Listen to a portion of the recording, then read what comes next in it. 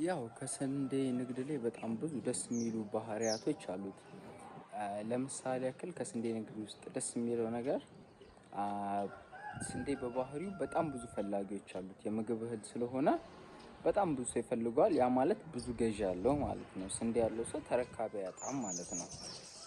ሌላው ደግሞ ለማጓጓዝ በጣም ቀላል ነው። ከአንድ ቦታ ወደ አንድ ቦታ ለማጓጓዝ በጣም ቀላል ነው። ፈሳሽ አይደለም፣ አያስቸግርም።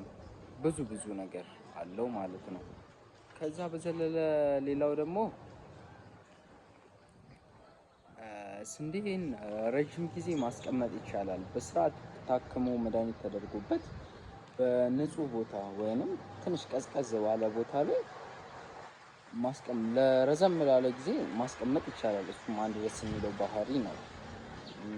እና ቀን በቀን የዋጋ መጨመርም አይነት ሁኔታ ይኖረዋል። ያ ማለት የዋጋ መቀነስም ሊኖር እኮ ይችላል። ስንዴ በሚደርስበት ሰዓት ከተወሰነ ጊዜ በኋላ የዋጋ መጨመሮች እያሳየ ስለሚሄድ እሱ አድቫንቴጅስ ነው እና ደስ የሚለው ፓርቱ እሱ ነው።